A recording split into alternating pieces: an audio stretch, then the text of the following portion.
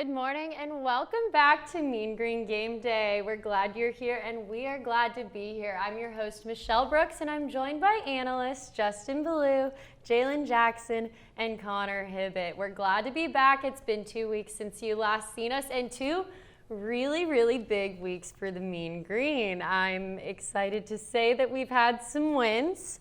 Yeah, big game last week against Southern Miss. We won 38-14. That's 2 road games now that we've won. This week in a press conference, head coach Seth Luttrell said, I think that's what you call a win streak. Is that what you call a win streak, guys? Yeah? How did you It's feel? been a little while. For a time there, I think I had forgotten what a win streak was, but I think it's coming back now, so yes. This is a perfect time for homecoming, too. Off two straight wins, I mean, spirits are high right now. Yeah, it feels good. So let's get into it. Let's recap. What did people miss? What did the Mean Green fans miss? What happened? How did we turn it on these past 2 weeks, guys? Well, the opponent has not been as difficult. The 6 of the first 7 teams we played were really difficult, and then now our schedule's easing up a little bit. Of course, we finish off with UTSA at the end, but Rice and Southern Miss are not some of the best teams in the country, I'll just put it that way. And those are 2 teams that I'm glad we won. We found a way to win on the road, which is not something we usually do, but Southern Miss has really struggled this year. They have yet to score 20 points against an FBS team this year. We've taken advantage of the opponent, give us credit, but I'm glad to see we've won 2 straight games, especially on the road, which is something we never do. So, Justin, is UNT better than we thought? I think UNT is exactly where I figured they would be at this point in the season. At the start of the season, I thought they would be 1-6 after that stretch of games, but I figured they would finish off with 4 to 5 wins at the end of the year. You know, just looking at our schedule, games 2 through 7 were gonna be tough no matter how good we were or how well improved this team was. You know, SMU is a good team. We played them week 2. UAB, Marshall, both competing for their divisions at this point. La Tech was playing really well at the time that we played them. Missouri's obviously in the SEC, even though things haven't gone their way this season. Liberty 7-3 with a potential first round pick at quarterback. So it's just unfortunate that our schedule was so loaded at the start of the schedule in the first half of the season. If the schedule was flipped, we could have easily been at 5 wins by the time we get to week 8. But yeah, and then the story would have been at the end of the season, well, man, UNT fell apart. Right. You know, the schedule so it just depends on how you look at it, I guess. Right. Okay, so you can't win there, but let's kind of get into Austin Aune then, okay? Quarterback that stepped up and he's found his rhythm these past few weeks. Like I said, like you guys said, you know, opponents that have been a little bit easier, we played, you know, the way that we should have. But Jalen, tell me a little bit about Aune and how you feel going in, you know, coming out of this game. You know, honestly, I'm not very confident in Austin Aune. You know, he proved better than Jace Ruder, but he didn't even throw a touchdown last week. You know, this season has showed that running backs run the team. With DeAndre Torrey, you know, Isaiah Johnson, Akaika, Ragsdale, they are all literally carrying the team because we can't even get passing touchdowns. We can't even get the ball off. And when the ball gets off, it's a interception or it's incomplete. So I don't really feel confident in him. I feel like, you know, we need to have somebody else to come in and possibly a younger guy come in and, you know, take that spot just so we can see what they can do as we move on past Austin Aune. You couldn't have scripted this game against Southern Miss any better for UNT. Austin Aune struggled in that first quarter through the pick 6 that made it 14-0 Southern Miss. But at that point, UNT was able to put their foot on the gas and really pound the run game the rest of the day. And I think that's what ultimately won them that game. We've fallen so far behind in second halves that we haven't been able to get these running backs involved, and it's all the pressure has gone on to Austin Aune. So it's nice that these past 2 weeks we've been able to get all the running backs involved for 4 quarters and a little less weight on Austin Aune's shoulders. So that was a great thing to see. Props to the offensive line. Whatever running back we put in, he averages 4 yards per carry. Exactly. Yeah.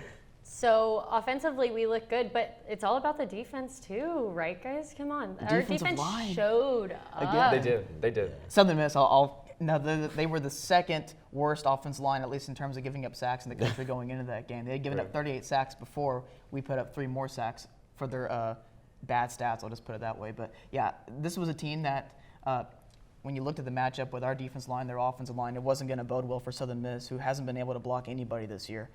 We gave up over 100 yards rushing, but that kind of came towards more at the end of the game when we're playing for the pass and they're just running for stats and trying to run down the clock. And we were trying to run down the clock too because we already had a big lead.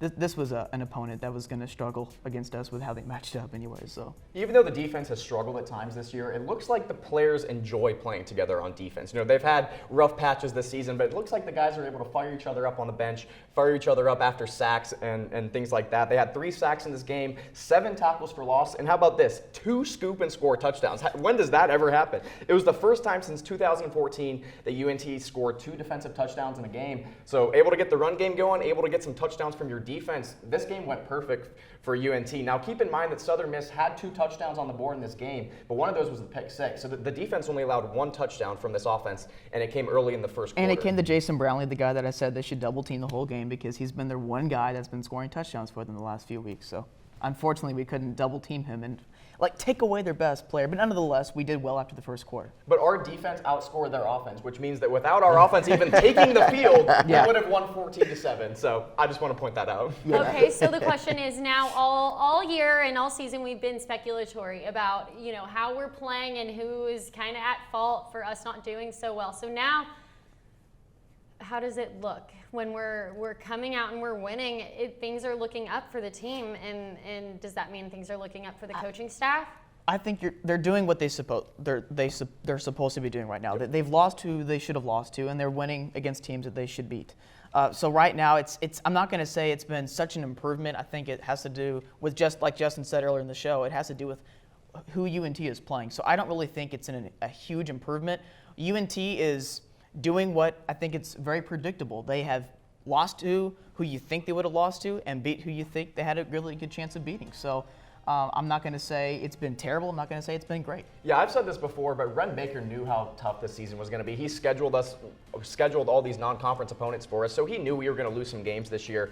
And, you know, UNT winning these last few games, I think, just does nothing but buys time for Seth Luttrell. If we finish with 4 wins, it's going to look like an improvement from being at 1-6. We finish at 4-8, win 3 out of the last 5 games. So winning games at this point can only help Seth Luttrell's cause. And if we make a bowl game, there is no chance in heck that he's leaving. And by the way, if we did make a bowl game, that would mean that we beat UTSA, which would be a great win That's in itself, true. which would be one of the bigger upsets this year in college football, to be honest. But I think a 5-win season, and we beat UTEP today, we beat FIU next week, who's a very beatable team. I think that's a pretty solid season given how we started. So good for Seth Luttrell firing these guys up to beat some teams that we're supposed to beat at least. And that being said, those wins would be against an FCS team, and then it'd be against Rice, Southern Miss, FIU, albeit though 3 teams on the road, and then beating UTEP at home. They have a winning record, but they have yet to beat a team with a winning record, and of course, we don't have a winning record at the moment, so that wouldn't be a great win for them either, but Conference USA.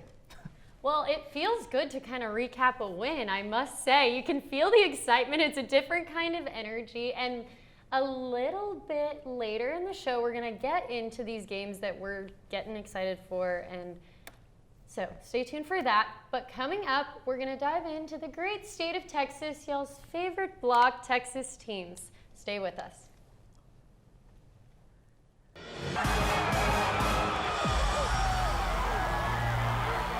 Welcome back to Mean Green Game Day. Thanks for staying with us so far. So let's get into some Texas teams. We love this great state. We love football in this state.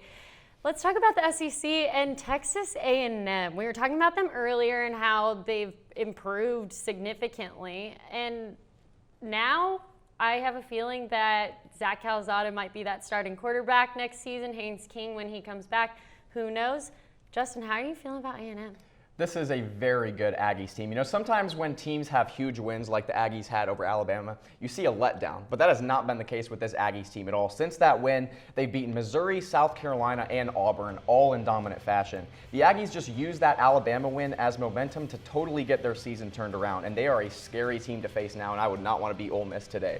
With the exception of the Colorado game where Haynes King went down, Zach Calzada took over, every single Aggies win has been by 3 or more scores. So when they are on their game and playing well, they are not just beating opponents, they are stomping on opponents. And because they beat Alabama, Aggies can still win the SEC West, as crazy as that is. Yeah. They would have to win out and hope that Auburn beats Alabama in that Iron Bowl game in the last game of the season. Now, on the last show, Jalen, you picked them to make the college football playoff, and at the time, that didn't seem like a possibility. And it's still a long shot, but there's still a path for A&M. If they were to win the SEC West and they beat Georgia in the SEC championship game, they would likely be in. They have the 2 bad losses against Arkansas and Mississippi State, but beating 2 number 1 teams in the country in the same season, Alabama at the time, Georgia Georgia in the SEC championship game, that would be enough to get them in. So it's still a long shot, but they could do it, and I really like this Aggies team. Their defense is one of the best in the country. I think it's top 5. This was a team last year that was relying on their offensive line and quarterback play. They lost 4 stars off the offensive line, lost Kellen Mond, and at the beginning of the season, you could see their offense was just in disarray. And it still is not that great. They beat Auburn 20-3, and most of their points came from their defense and field position with field goals, and their kicker is really good too. But their defense is certainly up there. I'd say, again, it's like top 5 in the country, maybe top 3. They're playing – if it wasn't for Georgia's terrific defense this year, everybody would be talking about A&M's defense. It's certainly – and you guys know I love defense, so this is something that I love to watch. I love to watch good defense. But if the offense can keep improving, that they have a really good shot of winning out. And they have to pray for a little bit of help around the nation, not just to make the SEC championship. They have higher aspirations than that. But to make the playoff is still a long shot. We talked before the show that Alabama would have a long shot, but still a little bit of a shot to make the playoff with 2 losses. They're the only team, I think, in the country that could go in the playoff with 2 losses because the committee respects them. I don't think the same could be said for A&M, but if they win out and win the SEC championship, there's a small chance. But as I referenced a couple of weeks ago on the show, that's probably not going to happen. So, Jalen, you had A&M then, like you said to Justin earlier. You had A&M in your last playoff prediction. You don't anymore, but how do you feel about A&M now, considering that they've improved so much more over the season? You know what's absolutely crazy? What made me change my mind about putting them in my playoff predictions was Justin. When I got grilled that bad last time, I was like, you know what? Maybe I need to reconsider. Let me do a little more research. And the research turned out to be very different because immediately after that, they had a switch turn on, and it was just like, oh, yeah, we're going to get it. We beat A&M, and we're going to win out the rest of the season. That is their mindset. They saw our show, and they were like, Jalen has really high expectations. He really did predict, maybe. That's why they called it. Yeah. But it's weird that you switch your pick now for the playoff, given how good A&M has been since you picked them. So I'll give you credit for that now. Hey. But let's just be clear. They still have to win in Oxford. They still have to win in Baton Rouge, and they would have to hope Auburn beats Alabama. Then they would have to win the SEC championship. So let's hold the like, before they didn't have a shot, though. So now at least we're mapping out a path for them now. So they always had a path, but I'm still not saying it's happening. I'm still saying the same thing. Absolutely not. But I am going to give them credit, though. I'm glad to know. Well, let's jump on over to Baylor Bears because they play Oklahoma today, which is going to be a big game. It's at Baylor, so that's kind of in their favor. They're 7-2, okay, and we're kind of talking about their path, to the playoff. And if they lose today, I mean. Yeah, their playoff hopes are done. Right. Yeah, they have 2 losses, and they're not to great teams. So how do you guys feel about their chances today then against an Oklahoma team 9-0 with Caleb Williams firing up that offense? Well, keep in mind that Baylor has been looking ahead to this game for 2 weeks. We saw them lose to TCU last week, which was an easy look-ahead spot for them, going down to Fort Worth to take on the Frogs. So they've been ready for this game, hopefully, for 2 weeks. So maybe they'll keep it close for a little bit, but Oklahoma has a lot to prove in this game today, so I'm scared for them. But, yeah, they don't have any chance for the playoff at this point. Now, if they were to beat Oklahoma today, they would still have a shot at making the Big 12 championship game. So that still is in sight for them, but the playoff, not at this point after losing to TCU. Yeah, after losing to TCU, not only are their playoff hopes done, I mean, their Big 12 championships hopes are pretty much done. I mean, they would have to beat Oklahoma because they have 2 conference losses right now to Oklahoma State and TCU. Oklahoma State only has 1 conference loss to Iowa State, and they beat Baylor head-to-head. So not only would Oklahoma State have to lose a couple games, Baylor would have to win out, and again, that would be including a game today against the Sooners. Not likely going to happen. Right. I feel the same way about that one right there, but we'll see how they compete against OU today. I think they could give OU some trouble, maybe mix some stuff up we haven't seen. Baylor is by far the best team that Oklahoma has played to this point. Oh, definitely. Yeah, we were talking about strength of schedule earlier, so this is going to be important, especially for playoff standings, and Oklahoma sitting at that number 8 spot. We'll see where they land how that game goes. And since we're on the topic, Oklahoma, if they win out, they're in the playoff because of that strength of schedule. Right now, the committee has them a little bit lower because of Cincinnati and their top 10 win on the road against Notre Dame. Right now, Cincinnati is respected more by the committee. But if Cincinnati were to win out and Oklahoma were to win out, I guarantee you Oklahoma jumps Cincinnati. What gets interesting, though, is if Oklahoma drops a game in there. which we are going to get into later in the show, Connor. You're getting Yeah. excited, I know. Yeah. Let's stay on Texas, though. I know I'm an Oklahoma girl myself, so as much as I'd love to talk about OU, let's talk about Texas Tech, though. Okay, that's another team in Texas, and they're playing all right. But I mean, how do you guys feel about Texas Tech right now? I mean, I'm sorry. Go ahead, Okay, Joey. I got. Well, they're about to have a huge change in momentum with getting new head coach Joey McGuire. He likes him. He was actually my high school head coach. But look, it's like I've been in I've been on a team with that man coach, and he literally changed the environment. He's the one who made Cedar Hill a powerhouse. So I believe with Texas Tech, he can like build them up to something else. Since he started signed in as head coach and everything, they've literally gotten almost 10 commits already, and it's not even been a week yet. So I believe that the program is about to change as a whole. One of the problems for Texas Tech has been that they haven't particularly been able to recruit well in the state of Texas. And I think that was a big reason why they went out and got Joey McGuire. He has those high school connections, obviously from Cedar Hill. He's talked to a lot of the coaches around the state of Texas at the high school level. So I expect Texas Tech's recruiting to improve with this hire, and I think that's a lot of the reason why they went that direction. Yeah, Joey McGuire is known as like a kind of like a Texas high school kind of guru. He knows all the top recruits in the state, kind of like Trailer at UTSA. So we'll see where Texas Tech goes for the future. But they got a lot of competition in the state of Texas. And he's also a defensive-minded head coach, too. He coached defensive ends and linebackers at Baylor, as well as being the associate head coach. So lots of experience, obviously, at the high school level, head coaching, as well as position coaches on the defensive side of the ball, and the associate head coaching position at Baylor. So lots of experience coming into Texas Tech. A decade ago, we talked about Mac Brown at Texas, Gary Patterson at TCU just a few years ago. Obviously, he's retired, or not retired, but he was fired. I think there's more to it behind the scenes with Gary Patterson, but nonetheless, the names are changing in the state of Texas, but there's a lot of up-and-coming guys. Sonny Dykes at SMU is another one. So the state of Texas is going to get really, really interesting with recruiting. And Jimbo Fisher at A&M, obviously. So Yeah, it is. Well, and it's exciting that he's right out of Cedar Hill and kind of our own backyard. We'll see a lot of players from this area hopefully going and playing for him. Now, another team really quick that we were talking about a lot earlier this season that we haven't mentioned is Texas. Guys, Texas. What happened to them? Where did they go?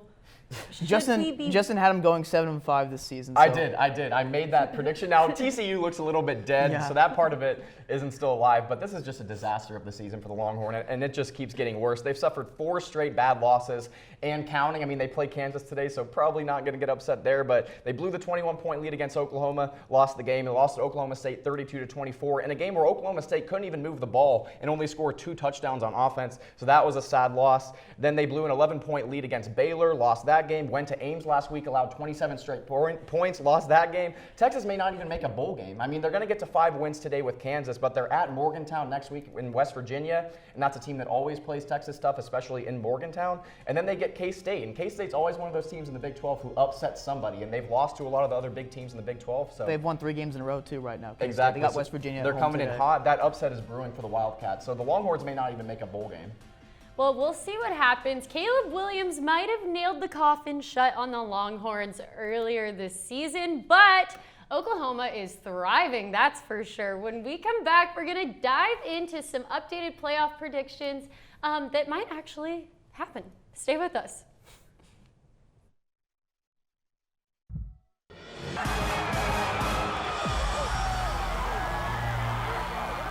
Welcome back to Mean Green Game Day. I'm your host, Michelle Brooks, and I am joined by your analysts, Justin Ballou, Jalen Jackson, and Connor Hibbett. Now, it's a little bit later in the college football, weeks, and we are going to predict our playoffs again. Now, they're a little bit more reasonable this time, I'd say. We have some teams that we had last time. I have Georgia, standing pretty high, but Justin doesn't have a team, or has a team standing at number 1 that we don't, and it's kind of surprising, at least for some of us. Justin. Well, I'm keeping my Break the news. I'm keeping my same teams as last time, but I switched the order given the initial playoff rankings. We hadn't done a show for the playoff rankings when they've been out, but I'm still going with Alabama at number 1 because I think they can beat Georgia in that SEC championship game. Now, that Alabama has not looked impressive in their past few wins. They're kind of just chugging along, kind of barely rolling over these teams. 6-point win against LSU last week, but I think their strength of schedule is going to ultimately be enough to get them in. They have ranked wins over Miami and Florida at the time they played them. Those teams were ranked. They have a 21-point win over Ole Miss, who's currently ranked number 15. They have a 40-point win over Mississippi State, who the committee clearly loves because they ranked Mississippi State surprisingly in the college football playoff rankings. The loss to Texas A&M for Alabama does not look nearly as bad as it did at the time, and that was kind of the thing that was holding them back, knocked them down on the AP poll, but not on the college football playoff poll because A&M has been scorching since then, clearly look like a great team. Alabama is going to have to beat Auburn in the Iron Bowl and then beat Georgia in the SEC championship game to get that number 1 spot. But with everyone losing in the top 10 this year, there's a lot of movement. There is the possibility of a 2-loss Alabama team making the college football playoff. If they play Georgia really tough, lose on a last-second field goal, that type of thing, Alabama could still sneak in the playoff at the 3 or 4 spot. But to get that 1 spot, they're going to have to win out and beat Georgia. So it's interesting because, Jalen, you do not even have Alabama in your playoff I do not. rankings. I do not. So when it comes to that, I do see Alabama losing, but I don't see anybody else in the top 5 right now losing any more games. Alabama. Well, let me stop that. I see Cincinnati losing as well and moving out, but I don't have Alabama because when they get beat by Georgia, when that happens, they're going to be very sick because they're not going to be in the playoffs anymore. I do feel like they're still away, but it'll be like so it'll take so much for them to still be in the playoffs with the teams that are still on there, like Oklahoma. I do believe Ohio State in there, and I actually put Oregon in there. Yeah, it might be. I do, but the thing is for Oregon to get in, Cincinnati has to lose their first game, and they have to win out the season. But I do believe that they will win out the season because I do know that they have some competition with Washington State, Utah State, and Oregon State as their last 3 games. But I do believe they even took a loss to a team as a fluke. I believe the loss to Stanford was a fluke. They weren't supposed to lose that. And they came back, and they haven't lost the game since. So Well, Oregon will get in if they win out, but like you said, they still play Washington State, who's been scoring a ton of points. They play at Utah next week, and they'll probably have to play Utah again, presumably in that Pac-12 championship game. Those are 3 really tough teams, and I'm still not super high on this Duck team. Now, they do have probably the best win out of anyone in the top 10 right now, going down up to Columbus and beating the Buckeyes back in the second game of the season. It would have been a bad look to put Ohio State over Oregon for the committee if they did that, so I think that's why they ultimately put Oregon over Ohio State in the rankings for now. And that's what I was going to say. When you look at head-to-head, that's right. That's but I think Oregon, or the committee is using Oregon right now as a placeholder for Oklahoma. That's just my take. Okay, and I'm not upset about it. I'm not upset about it either. Well, Connor, you don't have Alabama in your rankings either, and we were talking about it earlier, and I feel like you made some good points. Yeah, and I don't have the Ducks quacking my top 5 either. But I have Georgia at number 1. They've been the best team in the country this year. There's been no doubt about that. They probably had their most difficult test today against Tennessee, especially with Tennessee's offense, the fast-paced offense that they run. We're going to see how they look against Georgia's defense, but Tennessee can't stop a nosebleed, so they're probably not going to be able to stop Georgia. But I don't see Alabama beating Georgia. If Alabama gets to the SEC championship, I don't see them beating Georgia. Alabama just had 6 yards rushing against LSU. I'm going to repeat that. They just had 6 yards rushing against LSU, who's allowed more than 200 yards rushing against UCLA and Kentucky. And those 2 teams, UCLA and Kentucky, right now their offensive lines are better than Alabama. When can you say that? I mean, this year's just been so chaotic in so many ways. But I don't see Alabama being able to generate any kind of a push up front against Georgia if they can't do it against LSU. Again, if they get to the SEC championship. Number 2, I have Ohio State. And you could throw in a Big Ten East representative, whether it's Michigan. I don't see that being I don't see either Michigan school beating Ohio State. But let's just say, I'm just going to say, I think it's going to be from someone from the Big Ten East. I think the Big Ten East is going to beat the Big Ten West in the Big Ten championship. That'd be against Wisconsin, who's playing really good football right now. At number 3, I would say Oklahoma. I said earlier on the show, Oklahoma has a really good strength of schedule moving forward. If Oklahoma wins out, they're in the playoff. And with all the chaos this year, I would not be shocked to see them number 3. And number 4, I'm going to stick with Cincinnati. They were my lone wolf team before the season. I have a theory with my lone wolf teams, which I'm not going to get into because that's a whole nother topic. But Cincinnati has they got everything kind of given to them this season. They're even having the chaos this year that's going to help them. And if you have Alabama with 2 losses, if Oregon loses one of the 2 games against Utah, they're likely going to play Utah in the Pac-12 championship. there's going to be a lot of chaos. You still have a lot of football to be played. The committee has made that point. There's a lot of chaos probably in the Big Ten. Michigan's got a tough test today in the road in Happy Valley. There's a lot that can happen. So I wouldn't be shocked to see Cincinnati go into the playoff. And Justin made a point. Oregon's got the best win in the season in Columbus. Cincinnati's got the second best win in South Bend. They beat Notre Dame by 2 possessions. Who else would do that in college football? Just saying. Well, I want to go back to what you said about Georgia. I agree that Georgia right now is the clear-cut, undeniable #1 team in the country. They have one of the best defense, the best defense in college football, one of the best we've probably ever seen in college football history. I think their offense is good enough with Stetson Bennett to score some points, but they haven't been tested all season long. And I know that they're 9-0 right now. They're probably going to finish 12-0. Their last 3 games at Tennessee, like you said, fast-paced offense, going to be an interesting game, but Georgia's 20-point favorite, so they'll probably win that game. Charleston Southern, non-conference game next week, and then they finish at Georgia Tech. So they're going to be going into that SEC championship game completely untested this season.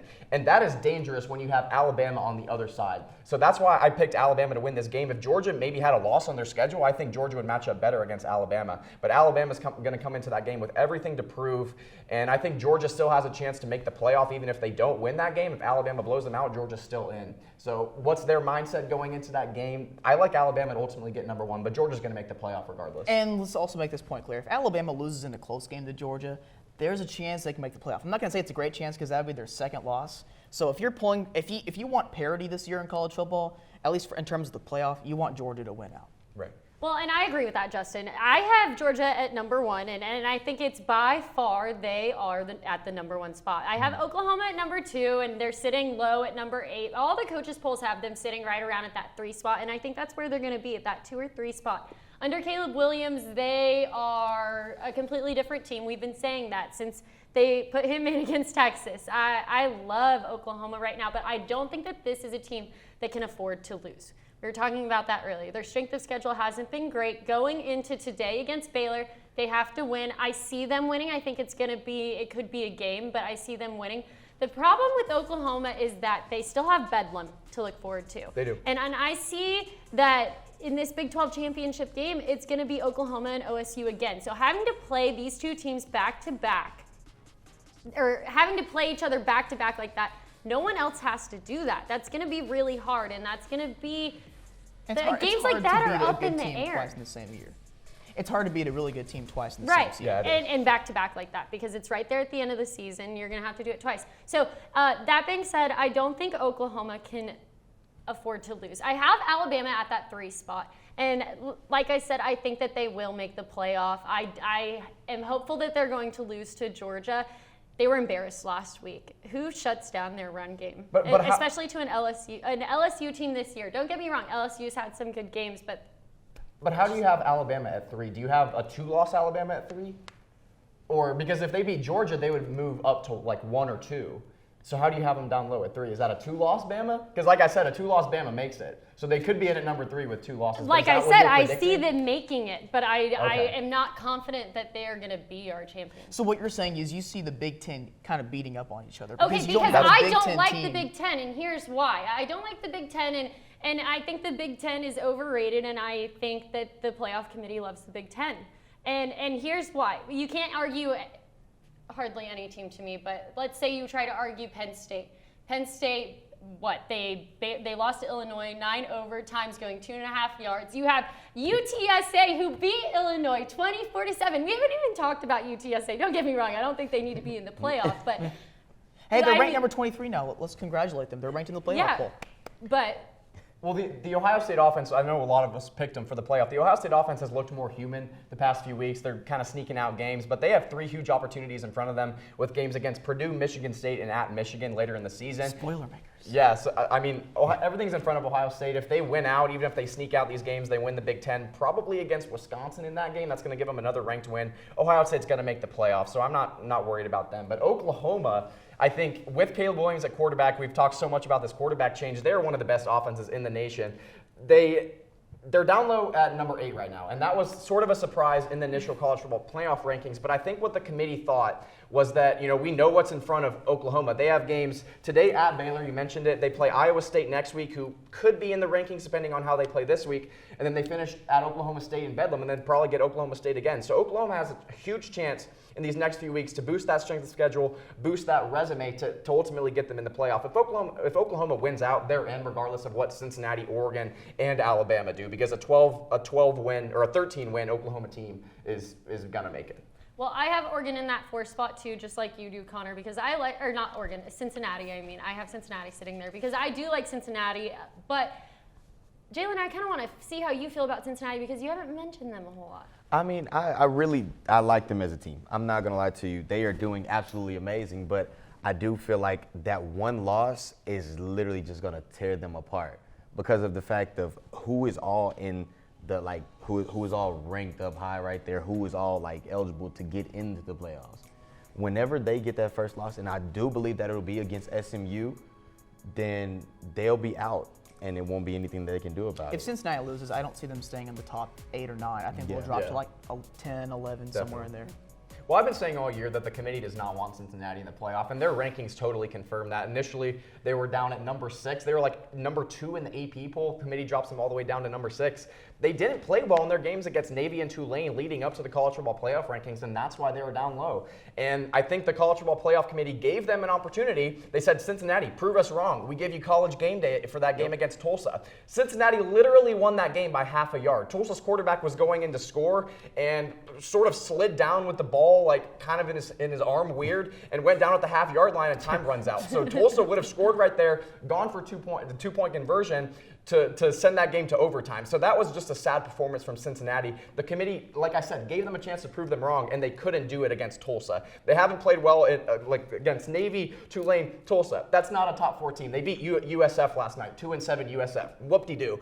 Compete with these top 5 teams in the nation and then talk to me. Okay, well, Justin's getting, up in arms about an Ohio team, his favorite thing to do. But there's still a lot of football to happen and a lot of big games to happen. So playoffs are still up in the air, but make sure that you continue to watch. When we come back, we're gonna what am I thinking? We're gonna preview this week's homecoming game. Stay with us.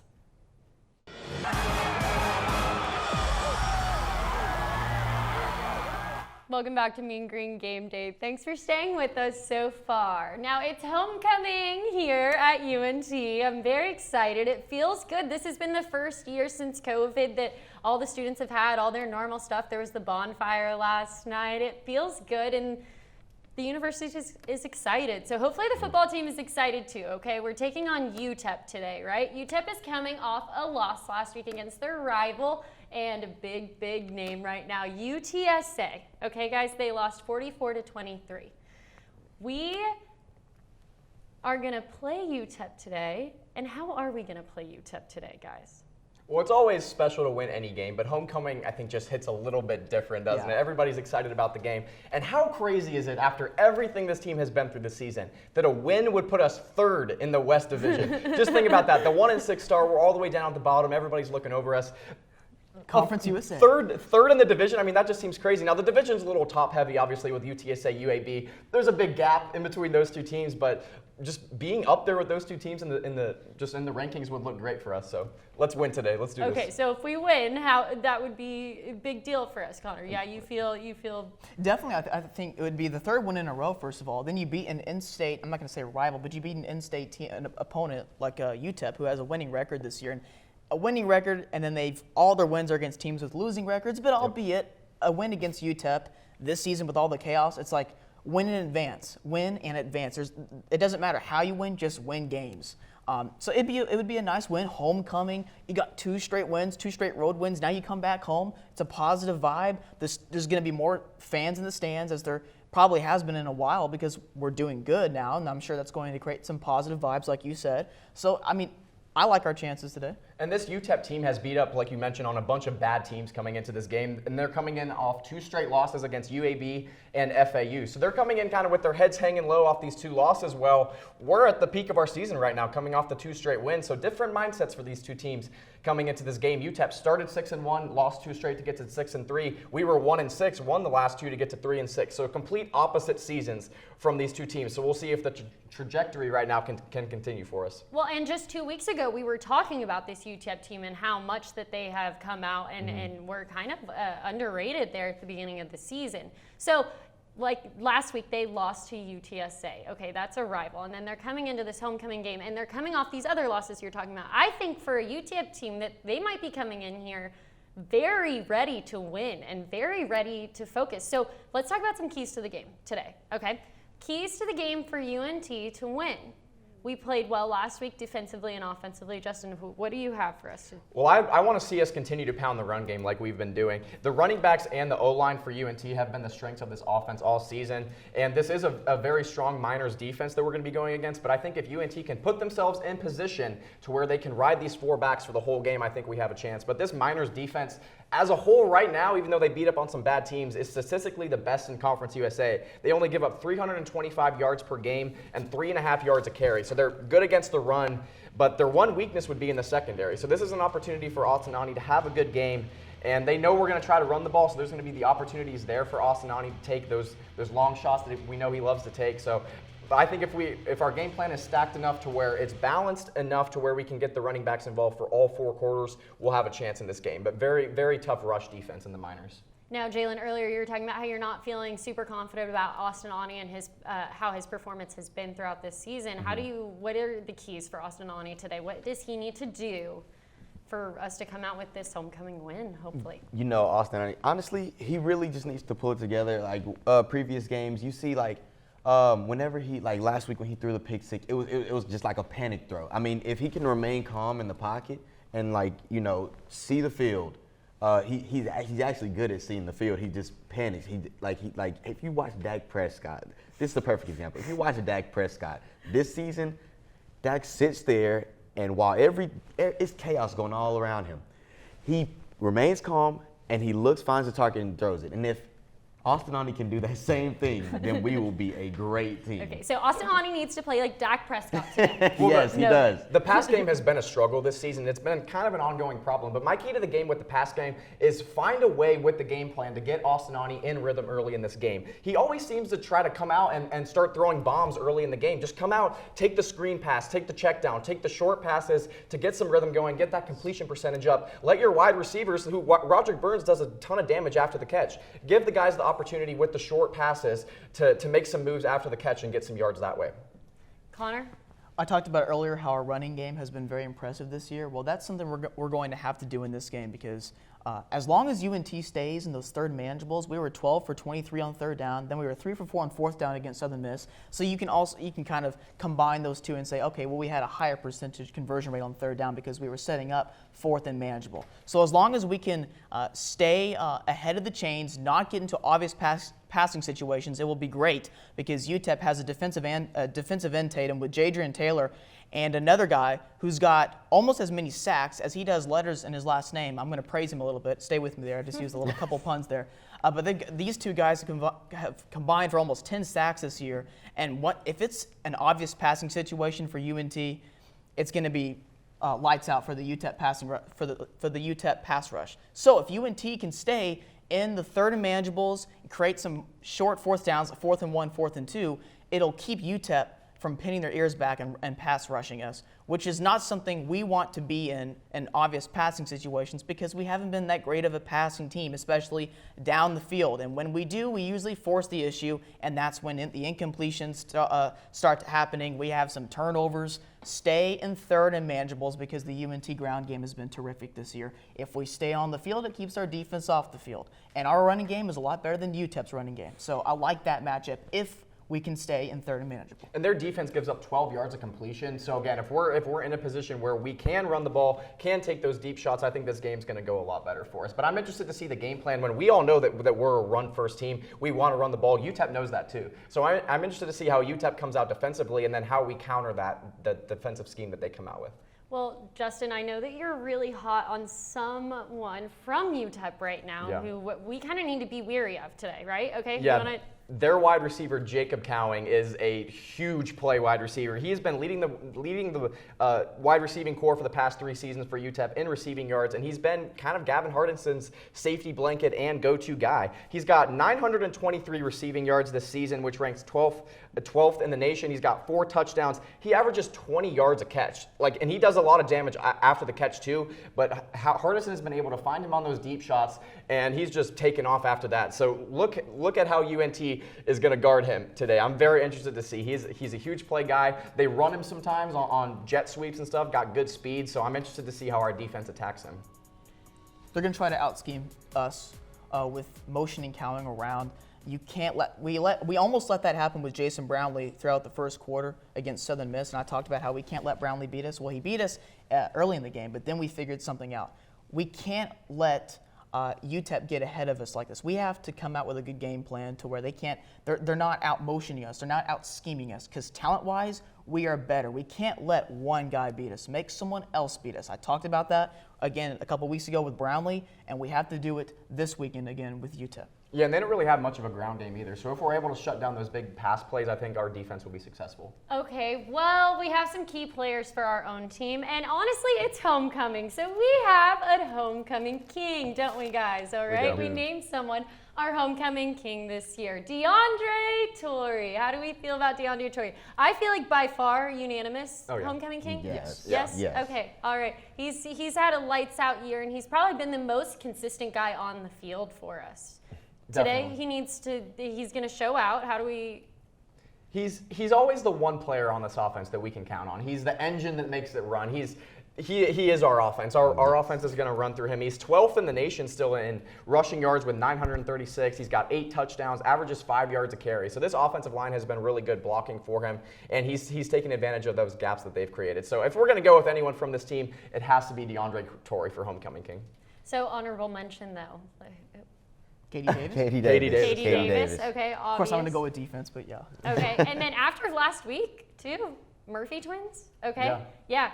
Honorable mention Murphy twins. Okay, so those are some key players that UTEP needs to watch out for today then, yeah? Definitely. Yes. KD Davis averages almost 10 tackles a game. He's always our leading tackler, it seems like. He's got 12 tackles for loss, which is 7th in the nation, 2nd in Conference USA. He's kind of the DeAndre Torrey of this defense. He's the leader. He's the guy that everybody turns to. He calls out the plays, so a lot of weight on his shoulders, but he handles it really well. His 78 total tackles this year is 11th in the nation, and like I said, he's been the leader of this defense for the past few years, just like DeAndre Torrey's been for this offense. So he's got to be on that list. He would be the homecoming king of our defense, but we're only doing one. So. Okay, well, we are excited for the homecoming game later today. It's at 3 p.m. right here at home at Apogee Stadium. Now, coming up, we are going to predict some games. It's your favorite time in this show, and there are a lot of good ones today, so stay with us.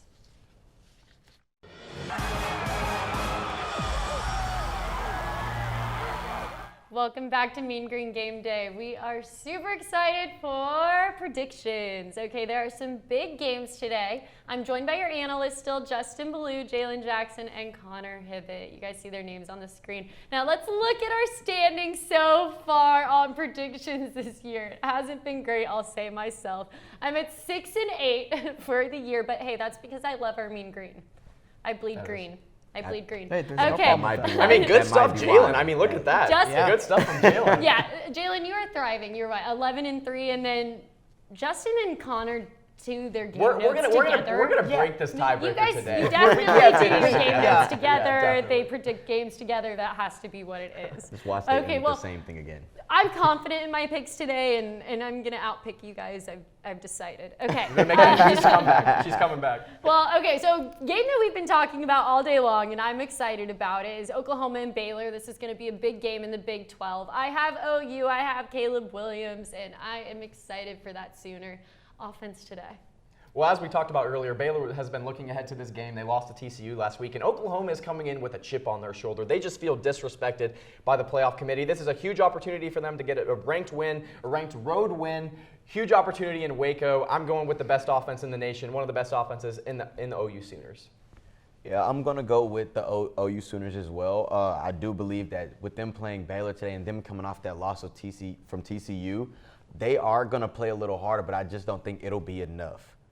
Sooner or later, they will start clicking on all cylinders. I'm going to go with Oklahoma in this game. I'm looking forward to seeing how Baylor comes. Yeah, I'm looking forward to seeing how Baylor comes out and performs after their loss to TCU. But maybe, like Justin said earlier, maybe they were looking ahead to this game. But I'm looking forward to it. It's in Waco. It's going to be a great game, and I know Chip and Joanna Gaines are also looking forward to it. Oh, wow. Okay, Connor with the jokes today. This is fun. Okay, well, going into another big game this week, NC State versus Wake Forest. Wake Forest has been making headlines lately, and I had trouble picking this game personally.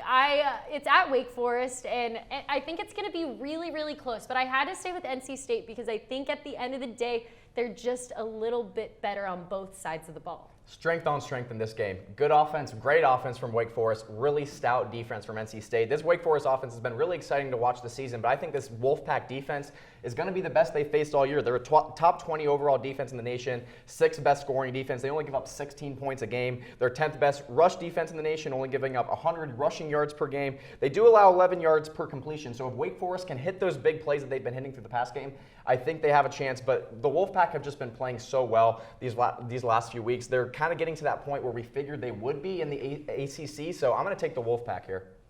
I'm going to take the Wolfpack as well. I definitely agree with Justin and Michelle. They're literally just better as a team. If they do lose today, I will be actually surprised.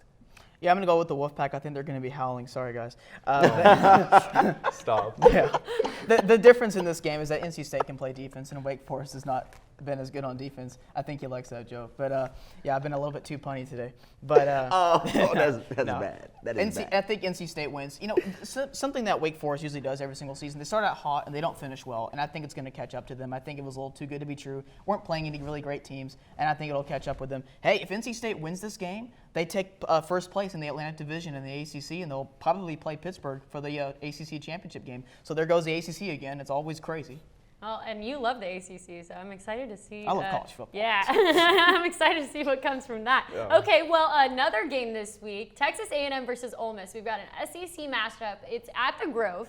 Okay, I have Ole Miss for this game, and I think it's going to be a really good game. I like Matt Corral a lot. I think that he is one of the best quarterbacks in college football right now, and I think that, hotty toddy, I got Ole Miss for this one. Huge game in the SEC, and I think Matt Corral is actually going to have a tough time against this Aggies defense. A&M is another top 20 defense. They're second best in scoring defense in the nation, under 15 points a game from the Aggies giving up. That is really impressive. Great defensive line. They give up 10 yards per completion and under 200 passing yards a game. And we know that this is an Ole Miss team that loves to throw the ball, so I don't think it matches up well for the Rebels at all. So I'm going to go with A&M.